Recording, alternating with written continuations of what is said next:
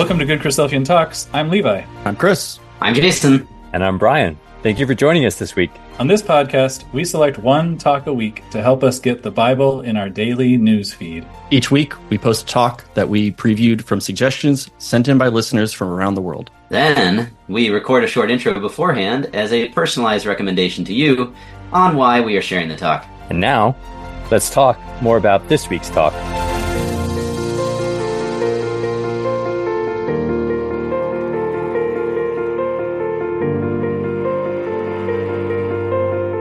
Hi everyone, it's Jason Hensley, and this week we're going to be listening to a class by Brother Sam Bailey given at the Cumberland Ecclesia for their special effort in 2023. This was one of the recommendations given to us, this whole series, and in listening to them, I really enjoyed this fourth class. And one of the reasons that it resonated with me so much is because at the end of the class, Brother Sam has a big emphasis on the importance of getting involved and doing things in the ecclesia. He talks about how much we have to volunteer. We have to say, hey, I have this time, what can I do with it? And why that matters so much. And I think sometimes we can really just get into this way of thinking where we feel like going to the ecclesia is meant to serve us and meant to build us up. And while that's good, right, we should be built up by the ecclesia, but really, our job in the ecclesia is to serve other people. We want to be thinking, what can we do to help these other people? And I really felt like Brother Sam brought that out in a great way in this class. So we are jumping here into the middle of this series on Deborah and Barak. We're going to be looking specifically at the Song of Deborah in Judges chapter 5. And that's the song where you're really going to hear this theme come out of those who were willing to act and those who weren't. So I hope you enjoy it. Here it is, The Tribe's Response by Brother Sam Bailey. All right, so where are we at in our studies? Well, we've been taken on a journey back in history to see the times of Deborah and Barak. Obviously, a time of bloodshed and violence marked by a lack of faithless leadership, and as such of that, they fell into disarray and turned to idols, and God sold them into the hand of Jabin, king of Canaan, who mightily oppressed them. And so in their distress, they sought God's help in their activities. And of course, God's going to work through the remarkable woman in this chapter, both Deborah and Jael, and is going to bring about a work amongst the nation, inspiring Barak to step forward in his God-given role as the judge who was appointed and to lead the nation and to take captivity captive. And we'll have a little bit of a look at that in our exhortation in terms of the title. But we see a woman, Deborah, stand up, who was the support, the nourisher of the nation, the mother in Israel, to stand up and guide a failing nation to inspire change. And we left Barak on the battlefield coming across the gruesome scene with Jael, with the hammer dangling down her side, covered in blood, opening the tent door and ushering Barak in and saying, have a look in there, because in here is, I think, the man that you seek. Right? It must have been such a shock and such a sight. And so he comes into the tent. And as we said in our final closing remarks, we saw him understand for the first time, has not Yahweh gone out before thee? And he sees that Yahweh will sell Sisera into the hand of a woman. And it all dawns on him that God is in control, that God has the power, that God can work with anyone. And he comes into an understanding of all of this. And it says, therefore, in verse 23 of Judges chapter 4, so God subdued on that day Jabin, the king of Canaan, before the children of Israel. And the hand of the children of Israel prospered and prevailed against Jabin, king of Canaan, until they had destroyed Jabin, king of Canaan. Now, brothers and sisters, we could read that very quickly and skip the significance of that few verses. Because, brothers and sisters, who has Barak been fighting? Barak wasn't fighting Jabin, king of Canaan, as such in this story. In the previous few verses, who had been fighting? The answer was he'd been fighting Sisera and his entire army. Why does the record now say, so God subdued on that day Jabin, king of Canaan? Well, you see, I think what happens next is remarkable. You see, the battle against Sisera was actually just a prelude to the main event. It was the battle against Sisera was the main course. Dessert remained, and it was the dessert that was reserved for Jabin, king of Canaan, because you see, what now happens is Barak sees God's hand amongst the nation. And now he's inspired beyond belief to rally the troops to take back the entire territory that Jabin had stolen, and that they might seize their inheritance that their parents had failed to grasp. And so Jabin, as a catalyst now, sees the opportunity to finish once and for all what his parents had failed to achieve. And so it says in the record, the hand of the children of Israel prospered and prevailed. And really means, like it says in the margin, was going, as they were going, they went and it was hard. And it was hard against Jabin, king of Canaan. Why? You see, because the initial battle had been won, but the war was not over. And the Barak now, with the help of the nation of Israel that now joined him, now reverses the 20-year oppression that they had been mightily oppressed by. And Barak led his people from being a hesitant commander to being the ultimate leader to overthrow Jabin, king of Canaan. It didn't end, brothers and sisters and young people, with Sisera's death. It ended when they finally had taken all their faithless parents had failed to take. But I want you to notice something remarkable, because this is true leadership, brothers and sisters. You read carefully what it says in verse 23 and 24 again. So God subdued on that day. You see, they now could see God's hand.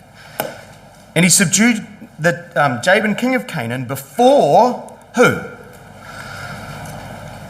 Before the children of Israel. And the hand of the children of Israel prospered. You see, this wasn't Barak, brothers and sisters and young people. Of course Barak's there. Of course Deborah's there. But Barak's leadership had now inspired a nation to stand up themselves and to take control. See the power of what we're reading in Judges chapter 4? You see, where's Barak in the verse? The answer is, well, he was leading them.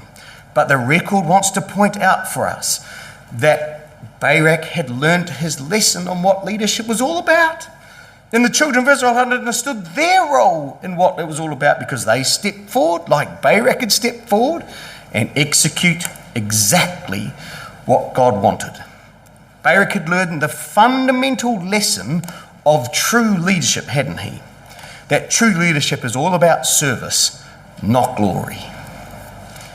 He had led his people. Deborah and Yahweh taught Barak on that day that in order for God to be honoured, for order God to be glorified, self, human pride, and human achievement had to be taken to a back seat and thrown under the bus, brought under subjection, so that others might be motivated to lead, so that others might take their role and responsibility, so that others might understand the purpose of God. You see, true leadership is about service, not glory.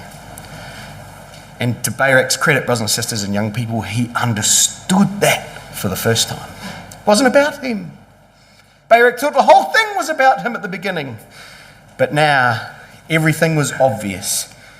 And motivated by Yahweh's deliverance on that day, he steps aside as he leads the nation, and they take their possession. It's a remarkable story, isn't it, brothers and sisters, of what true leadership can really do and inspire. And so now Deborah and Barak come back in Judges chapter 5.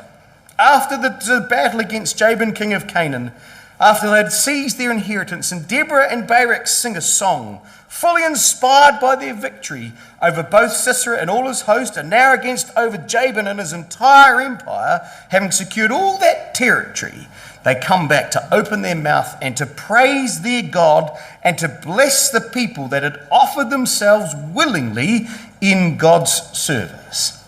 And this song is both a song of praise to God for what he accomplished. It was a song of thanks to the brethren who volunteered and jeopardized their lives. It's going to be a song of reprimand, where reprimanding those who refused and ignored to help their brethren. It's going to be a song of blessing, to bless Jael for her courage and her zeal. And it's going to be finally, at the very end, a petition requesting for God's enemies to be annihilated and to support all those who fight to seize their inheritance. And that's really the breakdown of this song, brothers and sisters. Praise, thanks, reprimand, blessing, and petition. And so we're introduced in verse 2 to the theme of volunteer leadership. And in verse 3 to 5, we're going to see the power of God's presence, like in times of old, like in past times. And then verses 6 to 8, we're going to see the context that arrived, that the battle was nestled within. What was it like during the times? And what was it so remarkable about their work and their achievement? Then we're going to see the blessing that Deborah gives and Barak gives for those that volunteered, and the cursing, therefore, in verses 15 to 23 of those that did not, the slackers that chose to ignore the call. In verses 24 to 27 is the blessing for Jael's heroic actions. Verses 28 to 30 is the picture of the ultimate destruction of Sisera's mum, which we'll consider on Thursday night. And then finally, the summary that God might totally support all those who fought their enemies. And so we pick up the story in this song in verse 1. Then sang Deborah and Barak, the son of Abinoam, on that day, saying, Praise ye Yahweh for the avenging of Israel, when the people willingly offered themselves. Do you know, we'll come back to this. If you want this breakdown, we'll put it up at the end. Okay? So I'll carry on, otherwise we might be here a bit later than we need to, and I want to stick to time tonight if we can. So there's a connection between the leadership and the volunteers and for how it worked, you see. So praise Yahweh for the avenging of Israel when the people willingly offered themselves. And it's better translated, for the revealing of leadership in Israel, for the volunteering of the people. It's better translated that way, for the revealing of leadership in Israel, for the volunteering of the people. And so hopefully you can see that I'm not just making it up, that this whole thing's about leadership, because Deborah's telling us exactly that was the challenge, that was the issue. It's all about leadership. And what God did on this particular occasion is reveal the leadership that was required amongst the people. And they responded by volunteering. And Deborah sees these two things go hand in hand together as to how this victory was actually accomplished. And she wants to thank, or they both want to thank Yahweh, that in this leadership vacuum, that God had supported people to stand up, to inspire one another, so that they volunteered and a response amongst his people occurred. And what was the thing that she was so thankful for outside of just God, but that the people willingly offered themselves? You see, it was when leadership was restored and demonstrated that faithful examples also came up of courage, and that stirred a response amongst the people that willingly gave themselves. And I want you to notice something, brothers and sisters. Look what she says. When the people, she praise ye Yahweh for the avenging of Israel, when the people willingly offered themselves. You see, we've got to read that a little bit carefully, because it means more than what it says. Because when it says they offered themselves, they didn't just volunteer. What does it mean that they offered themselves? They didn't just volunteer. It means they volunteered their lives. That's what it really means. They volunteered their life. They willingly offered themselves. They put themselves up as a sacrifice. They willingly gave themselves, says Deborah and Barak. And the point, brothers and sisters, is that Deborah and Barak and Jael's example had inspired others to stand up to join that fight, to eradicate Jabin's army and restore the control of the territory that they had lost. And I want you to notice carefully who Deborah and Barak are singing the song to. Who are they singing the song to? Verse 3. Hear, O ye kings, and give ear, O ye princes. Even I will sing unto Yahweh. I will sing praise to Yahweh Elohim of Israel. Who's she singing to? To kings and to princes. Now, hang on a minute. There's no kings in Israel at this time. Therefore, there's no princes in Israel at this time. So who's she singing to, brothers and sisters? Well, I think that Deborah and Barak were singing not to the people of Israel, but a warning to every other neighbouring oppressive nation that their kings and their princes might listen up to what was about to hit them next. They wanted them and all the enemies of Yahweh to stand up and be ready because, oh boy, this was coming to their territory next. They wanted to inspire all the other tribes across the nation of Israel to fulfill the mission that they had failed to finish in Joshua 23 and Judges 1, to seize their inheritance completely. Deborah and Barak wanted to put the kings and princes of the Philistines, the Canaanites, the Sidonians, and the Hivites on notice because their days were numbered. And you know that's true. You know how I know that's true, brothers and sisters? You turn to the last verse of this song. Look what Deborah says as she finishes the song. So let all thine enemies perish, O Yahweh. But let them that love him be as the sun when he goes forth in his might. You see, this song wasn't a song sung to the nation of Israel. This was a song sung to all the nations around them as a warning to what was about to be seen on their back door. If only this inspiration might occur, that Judah and Benjamin might continue the fight and that all the rest of the nations might now roll back on their inheritances. And they're singing to Yahweh, Elohim of Israel, the memorial name of Yahweh, the memorial name that represented God's faithfulness to maintain his promises and the fact that he would protect his people from destruction. Yahweh, Elohim of Israel, given at the burning bush, that Israel would never be consumed. And so now, brothers and sisters, Deborah and Barak address God himself. Verse 4. Yahweh, they say, when thou wentest out of Seir, when thou marchest out of the field of Edom, the earth trembled, and the heavens dropped, and the clouds, they also dropped water, and the mountains melted from before Yahweh, even that Sinai from before Yahweh, Elohim of Israel. And Deborah now builds a picture of what had happened as God arrives at Mount Tabor. And yet in a way, brothers and sisters, as we saw in our last class, she's alluding to another song of another remarkable leader in Israel, and the song of Moses in Deuteronomy in chapter 33. I want you to come back with me now to Deuteronomy chapter 33, and I'm going to show you how Deborah is using the song of Moses and the environment and the context to which Moses sings the song in the way in which Deborah sees how this all links as part of God's purpose. Deuteronomy 33.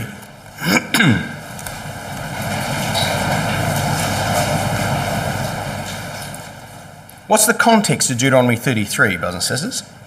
Well, Deuteronomy 32 has got Moses just finishing singing the nation and just talking about the situation at the end of the wilderness wanderings on the borders of the promised land. And he's just finished telling them what was going to happen. He's been telling them about their deliverance from Egypt, the way in which God provided for them in the food, and how that he brought them into a fruitful land, and the promotion, therefore, of Israel was going to be as the head of the nations, and that they were going to ride on the high places of the earth as Yahweh's people. And that's The point of chapter 32 is look at what God can do for you.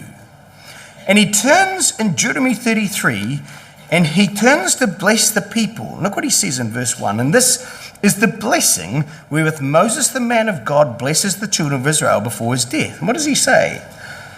And he said, Yahweh came from Mount Sinai and rose up from Seir unto them. He shined forth from Mount Paran and came with 10,000 of his saints.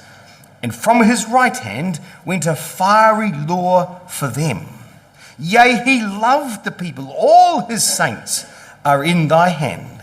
And they sat down at thy feet. Every one shall receive of thy words. And so what Moses does, brothers and sisters, is he blesses the people. He says, oh, I see Israel about to embark upon their escapades amongst the nation. Right? There they are on the borders of the promised land, and he sees them about to burst out. And he says to them, he says, I see this working in exactly the same way as they came out of Egypt. They were going to burst forth in full glory, even as Yahweh came from Mount Seir and descended upon Mount Sinai. And he came with 10,000 of his saints in full glory to give them the fiery law. Now we see, brothers and sisters, why perhaps God asks Barak to go and collect, why? 10,000 men and go up to the top of Mount Tabor. Why did God ask Barak to collect 10,000 men? The answer was, brothers and sisters, is that Deborah and Barak saw what transpired as the nation left the bondage of Egypt, and they threw off the shackles of the Pharaoh that had oppressed them and pursued across the wilderness into seizing their inheritance as this flood that came out. And the majesty and the splendor that came as Yahweh was seen in his saints was going to be seen once more amongst the nation to save his people, and that God would restore his law amongst them once again. That's how Deborah sees the song. You see, the parallel is stark, isn't it? Here's the similarities to the Exodus. You see, Judges chapter 4 and verse 3, the people's deliverance occurs from bondage and oppression. It's exactly the same in the time of Moses. There was a reluctance of a leader to respond, just as it was in the time of Barak and as with Moses and Aaron. There was therefore the support that would be provided for them in the wilderness by the Kenites in exactly the same way as the story of Judges. She saw that there would be a deliverance from horsemen and chariots being rendered useless by water, just like it was in the Exodus.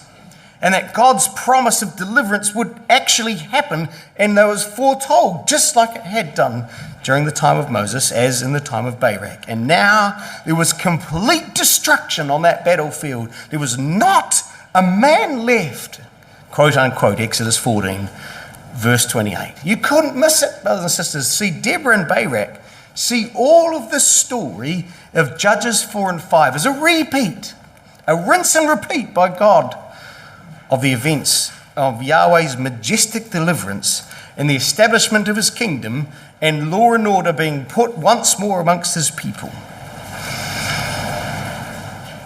It's remarkable, isn't it, brothers and sisters?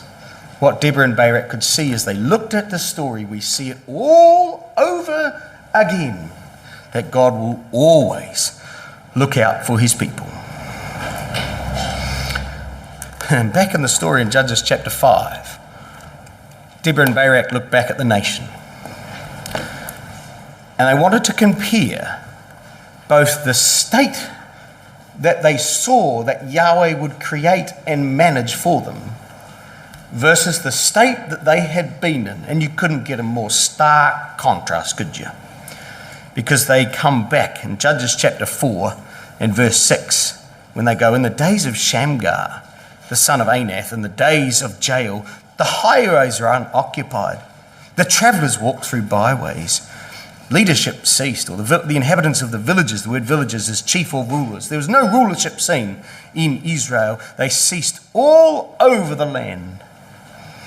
until that I, Deborah, arose. I arose, a mother in Israel. There was no one to be seen, no volunteers, no people, no saints, no 10,000 men, no Yahweh manifesto. No, it was a disaster in what they saw.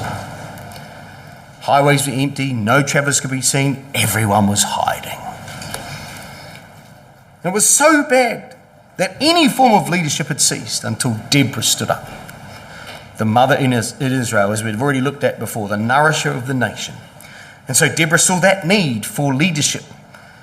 Examples of faith were trying to stand up. Shamgar had stood up and slewn men. Ehud had stood up, but the nation had fallen into disarray. No one following. The people were unresponsive.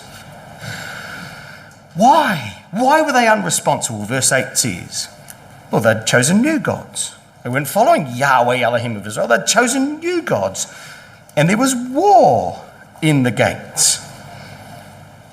They'd chosen new gods. They'd disregarded the warning of Moses in Deuteronomy 32, verses 16 to 21, where he had said to them, you be careful, else, and don't turn to idolatry, else there will be war amongst you. And sure enough, bang, here it was. War was now there in their gates. Brothers and sisters, there's a massive lesson for us, isn't there, in that? If we're not contributing to our ecclesias and volunteering, we have to ask ourselves the question, why not? If we're not doing anything in our ecclesia, you have to ask the question, why not? Do you know, the number one reason why we often don't volunteer is quite simply we're serving ourselves. We're not serving others. And we've got to remove self, and we've got to serve. We've got to check which God we're actually serving. What are we doing in our ecclesias, brothers and sisters and young people, if we're not contributing to our ecclesias? And the answer is, we're choosing new gods. And there will be war in the gate.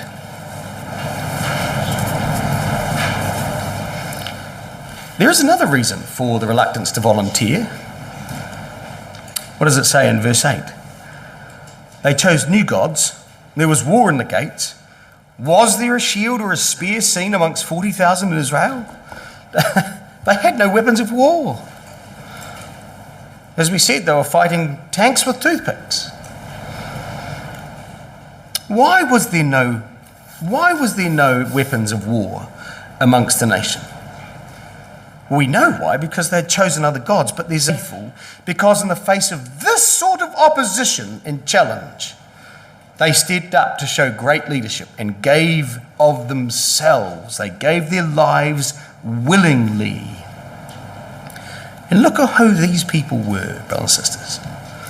Verse 9 says, my heart is toward the governors of Israel that offered themselves willingly among the people. Bless ye Yahweh. Who were these willing volunteers? My heart is towards, the Hebrew word for governors means to cut or to engrave or to inscribe or to mark out. It's probably better translated, the law givers. It's the same word in verse 14 when we're given more detail, when he says in verse 14, or she says, those that handle the pen of the writer. Those that handle the pen of the writer. Who were these people? We see these were the scribes who, like Ezra, were the recorders of history and therefore were the Bible students of the law and an understanding of the truth. These are the ones that kept a record of the history and that wrote out the law and expounded its message for the people. Why is that fascinating, brothers and sisters? Well, what's fascinating about that is that the governors put down their pens to pick up swords. Just in case you're wondering what we were talking about. They put down their pens to pick up swords for the sake of the truth. And they did this to stand up for what was right against Sisera and his army to get rid of the surrounding tribes and the residue of Jabin's iron grip and restore the land and its territory back to its rightful owners. And their magnificent spirit of their willingness to offer their lives in sacrifice to God and their brethren is something that was amazing. They understood the need for sacrifice. But I want to notice something else about these governors. Look at what it says. They offered themselves, and look what it says in the word, among the people. Do you know what that word is? One single word in the Hebrew that means they offered themselves as a unit. They offered themselves as a congregation. What's the point of the record, brothers and sisters? Well, the point of the record is that this group of scribes and Bible students came and gave themselves as a unified congregation. They'd agreed as a group to respond, and with a common purpose and a common goal, together they marched at Barak's request to assist in the destruction of Sisera and Jabin, prepared to give their lives as an offering for the cause. This spirit is what made Deborah and Barak sing their hearts out and to call out to everyone in Israel to have a look at these wonderful examples who willingly gave their lives. And Deborah and Barak now call to all the classes of Israel so that they might understand now the freedom and acknowledge the freedom that they all now experienced from being bound in bondage and not able to walk around, to now they say, well, those that ride and those that sit and those that walk, you guys that have got freedom, I want you to now understand where this came from. I want you to attribute the freedom and praise those who have volunteered. And look at the classes that they call out. To the upper class, to the rich, and to the travellers. There's three classes in verse 10. Speak ye that ride on white asses, that ride on these costly animals, the upper class, the ones that are riding around and enjoying that freedom, the horse riders, the pony club people. Sorry if you've got ponies. I've got one, but I'm not one of these. But these are those that ride on white horses. I've got a grey one, so on my way up, so it's all good. The rich, the second class, those that sit in judgment. Actually, the word judgment's better translated garments. Those that sit on garments. These are the ones that were resting at home on the splendid tapestry and carpets. The rich in their sealed houses. And those that walk by the way. These are the travellers. Those the common people that walked around all over Israel now. The freedom that they could experience, the riding, the sitting and the walking. They had a freedom now, and they were all now to ponder why they were free. And so they say in verse 11, they that are delivered from the noise of the archers and the places of the drawing of water, there shall they rehearse the righteous acts of Yahweh, even the righteous acts towards the inhabitants of his villages in Israel. And this verse has puzzled many of the translators. And so trying to piece it together, I think it's quite difficult. But I think in the context, the best way to translate that sort of reads as best as this. From the sound of those who have been liberated at the watering holes, there they celebrate and recall the righteous acts of Yahweh, the righteous acts of leaders in Israel. I think that's the best way to translate that verse and what Deborah and Barak are trying to say. That the sound of everyone singing was supposed to be done at the meeting place where they all got together at the watering holes, and they could there celebrate and recall the wonderful things that God, the righteous acts that Yahweh had done, and the righteous acts of the leaders in Israel. It was both God's acts and those that had volunteered. You see, the whole nation had good reason to reflect as the leaders and warriors returned home to consider the mighty acts that Yahweh had achieved, that had performed amongst them, and the wonderful example that these warriors had given in standing up for what was right and for fighting the cause so that the nation might be liberated and to enjoy the freedom that they now experienced. Then, she says, shall the people of Yahweh go down to the gates. And the transition is so obvious, isn't it, between the fact in verse 8 when there was war in the gates, now there's freedom so that they can easily travel to the gates in verse 11. They can sing it to the watering holes outside, and they can all now meet at the gate of the city, the place where everything happened. Because now they could go and inherit the cities that they had lost. They truly had reason to sing, didn't they, brothers and sisters and young people, for the wonderful things that Yahweh had done. But now, Deborah and Barak turn their attention to the willing volunteers, the people's response to the calling for help. There were two types of responses, brothers and sisters. There were those who came, and there were those that didn't. And when the call came in verse 12 and 13, it came starkly. Awake, verse 12, awake, Deborah, awake, awake, utter a song, arise, Barak, and lead thy captivity captive, thou son of Amminadab. And then what happens is verse 13, then he made him that remaineth have dominion over the nobles among the people. Yahweh made me have dominion over the mighty. And you see, this is Barak now singing, I believe, of what actually happened in the story. Barak was to lead those. They were both shaken awake, and Barak now was to lead those that had held them in captivity and to lead them captive. God's people had been held in captivity by Jabin and by Sisera, and now the call came to take those that had held them captive themselves.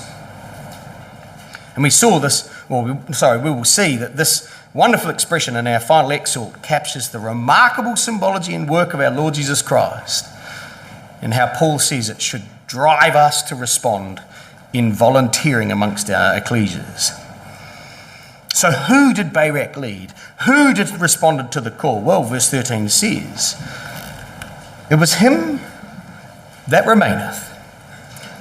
Not everybody responded. Only a portion of people came. But those people, he says, look what it says, they are noted as calling the people of Yahweh. The people of Yahweh. That's who came. Yahweh made him that remaineth have dominion over the people. A remnant are going to come. A faithful remnant who volunteered, who are going to put their life on the line to save their brethren. And brothers and sisters, throughout time, this has forever been true, hasn't it? It's always a remnant that has responded and remained faithful to Yahweh. You have the Levites who turn in Exodus chapter 32, the Nethinim in the time of Nehemiah, Daniel and his three friends and the friends surrounding them in captivity. The remnant that came in the exile is always a remnant that returns and that are motivated. It's not everybody. So where did these people come from? And what was their motivation? Well, verse 14 says, it came first out of Ephraim. You see, it first came from the tribe of Ephraim, but only a few of them, a root out of Ephraim. Verse 14, out of the root of Ephraim was there a root of them against Amalek. After thee, Benjamin, among thy people. Out of Maachah came down the governors. Out of Zebulun, them that handle the pen. And the princes of Iscah were with Deborah, even Iscah and also Barak. And they were sent, or he was sent on foot into the valley. But it was a remnant of the tribe of Ephraim. It was a few who had been instrumental that had taken their own inheritance. There was a root of them against Amalek. Why are we told that detail, brothers and sisters? See, we're told that there was a group of men that were constantly fighting Amalek amongst their own tribe and their own inheritance. They had been battling Amalek. And they chose to respond. If there was anyone busy, it was these guys. And they stood up and realized the need of what was going to be required. They're the first to come because they've got the experience firsthand in fighting against the Canaanites. Out of the root of Amalek, those that come. See, they had seen the need and the benefits of removing and eradicating the enemies from their own territories. And so they're the first ones who respond to help those to fight against the Canaanites. And their example of leadership and their experience now inspires and encourages the tribe of Benjamin to join and respond. Because it says, and after thee, Benjamin among thy people. You see, they stood up as a unit. Benjamin as an entire unit comes. It's the same word in verse 9. Among the people. They stand up as a congregation. Benjamin come unified in one accord to assist their brethren. And not only had Ephraim's example encouraged Benjamin, who was south of them, it also now inspires the half tribe of Manasseh next to them on the west side of Jordan. Because from Machir, it says, came those down the governors and out of Zebulun them that handle the pen. From Machir, see, Manasseh has two inheritance, one on the eastern side and one on the western side. Only one half is going to respond, the other half is not. And so those that were living on the western side of the River Jordan, those that were there with Benjamin and with Ephraim and the half tribe of Manasseh, all come to respond. And Zebulun, they come forth, the governors of those that handle the pen. And whilst they weren't necessarily rulers, brothers and sisters, in their tribe, the word for governors being the writers, the example of Ephraim had inspired Bible students who understood their history and appreciated the law.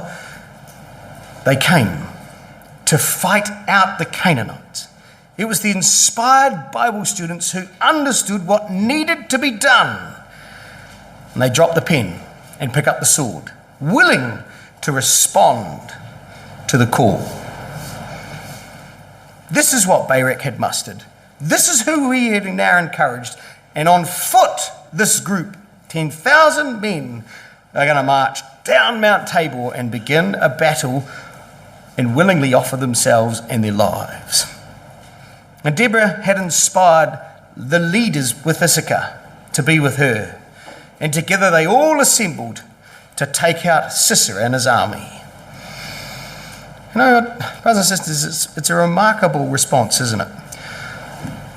That cascades when true leadership often occurs.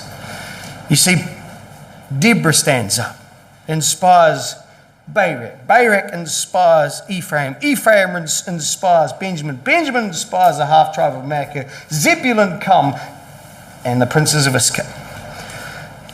And you see, this is what leadership does. It inspires people to go with them, and they assemble and go. The remarkable response of courageous Ephraim sent an inspirational message to the remnant of the faithful who rallied around Issachar and Zebulun with Deborah and Barak and marched as a unified body in mind and spirit and purpose into battle, volunteering their lives, brothers and sisters, for the salvation of their people. How could God not respond to that, brothers and sisters? Of course he does. There's a massive lesson for us, isn't there, brothers and sisters? How is our volunteering spirit when we're called to help?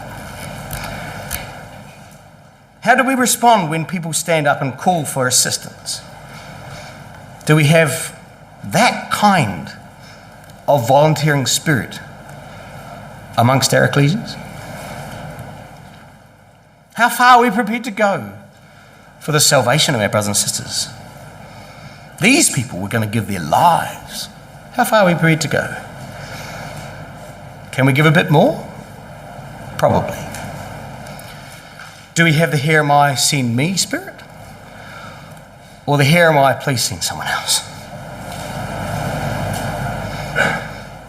You see, leadership is all about service. It requires us to have a volunteering spirit that is prepared to give because we know and because we love and because we understand just how much God has done for us. We understand it's good for the truth. We understand it enhances God's purpose, and so therefore we serve, even albeit reluctantly, to give that God might be honoured. God's purpose is about people, brothers and sisters. It requires volunteers. But not everyone will respond. Not everyone responds at all times. In fact, it didn't happen here either.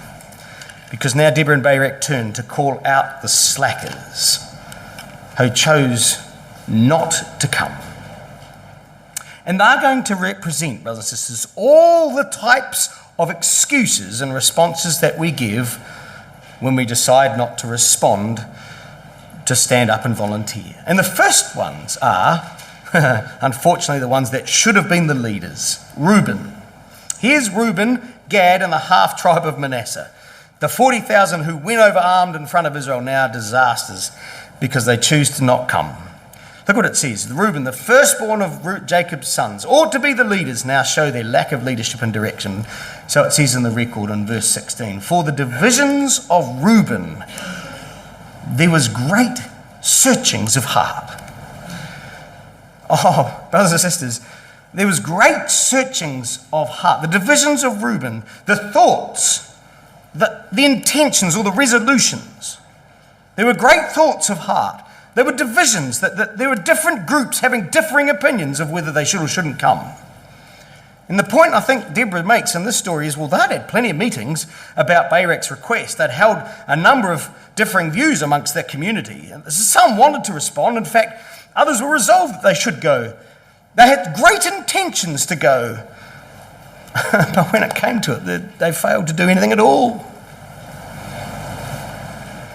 Instead, it says in verse 16, why abodest thou among the sheepfolds to hear the bleatings of the flock? They remained there with the sheep.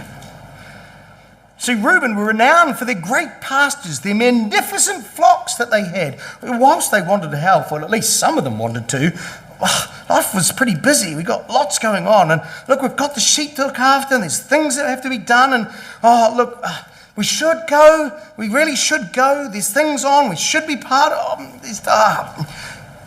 They wanted to. They intended to. But they failed to. Now, brothers and sisters, it's a great lesson in that, isn't it, brothers and sisters? Warning, in fact. Intention isn't action. Intention isn't action. We've got to follow through, brothers and sisters, and execute exactly what the call is. Oh, and that wasn't all. Gilead, Dan, and Asher, well, they didn't even have intentions to respond to the call. Gilead, it says, abode beyond Jordan. Dan remained in their ships. Asher continued on the seashore and abode in his breaches. So Gilead, the other half-tribe of Manasseh on the east side of Jordan, and the record, it says they were beyond Jordan. Oh, it's a bit far for us to travel. I'm so sorry. It would be a bit difficult for us to work out how to get across, and then we've got to come all the way over to see you, and it's a bit far really for us at this point in time. Thanks for the offer, but no. It's not really affecting us over here. We're actually quite comfy, thanks. It's not our problem. Dan remained in ships. Their territory in the north included all the seaports and the coasts and the Mediterranean. The tribe made their money from fishing. Their livelihood was of more relevance to them. I'm so sorry. We're fishing today. We'll be fishing next week as well and the week after. We're too busy to come and help. Look, the weather's so good we can't miss it. You'll understand, I'm sure.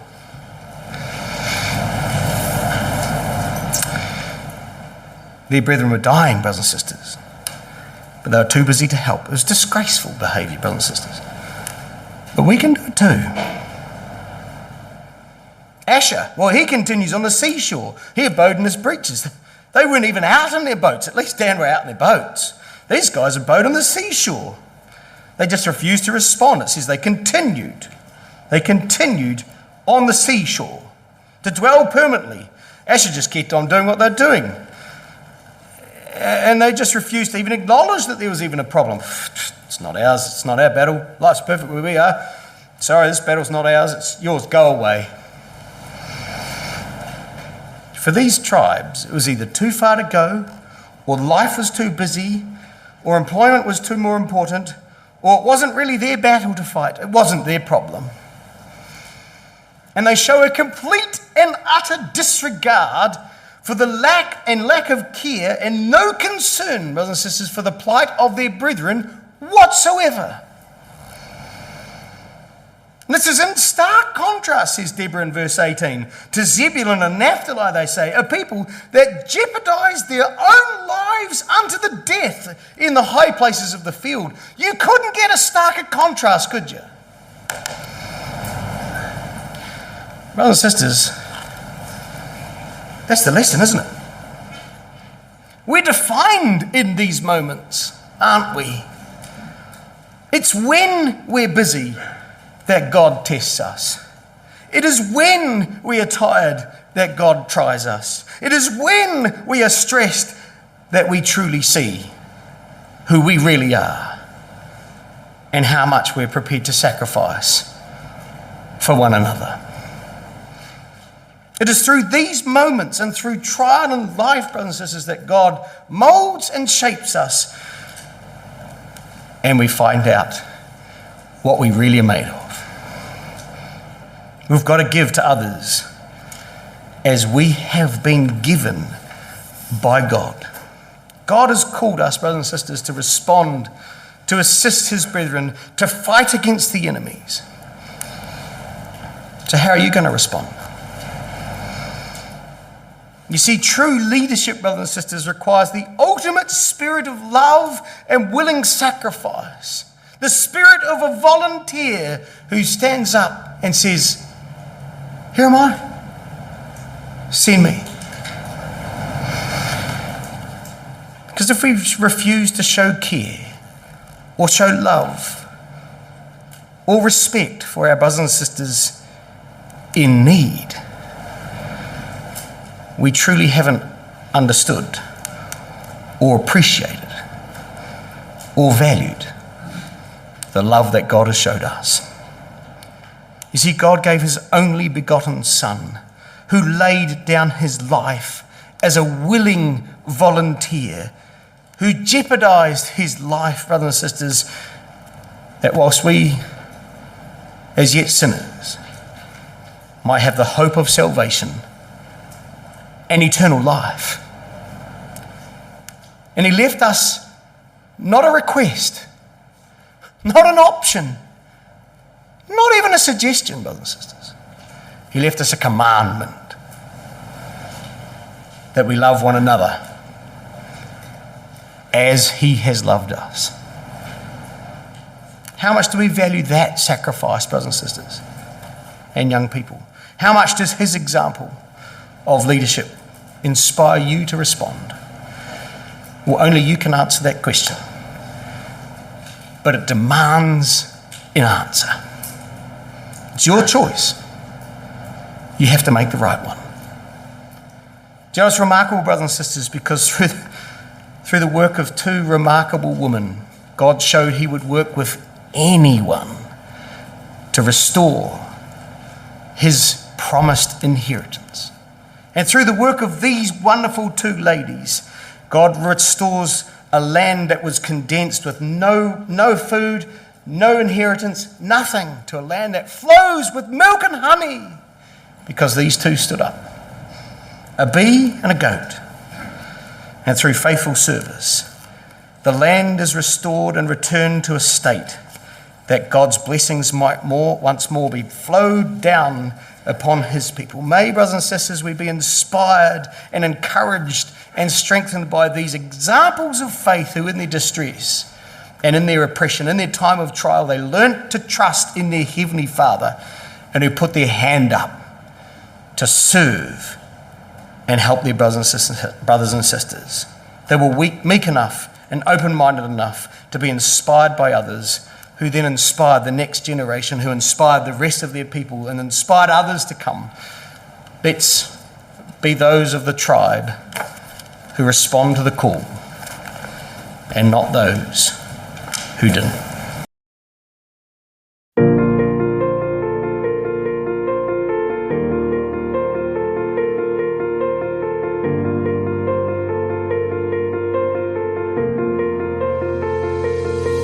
thank you for listening to the Good Christadelphian Talks podcast.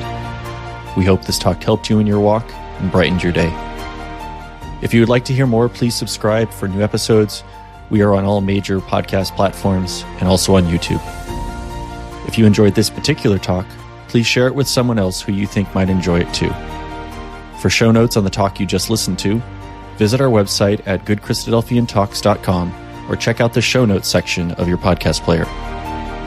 Please share your thoughts on the talk from this week on our Facebook or Instagram pages where we are at Good Christadelphian Talks, or leave a comment on our YouTube channel where these talks are posted as well.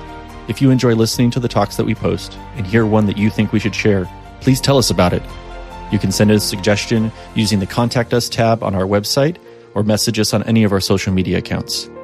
Thank you for listening. God bless, and talk to you next week.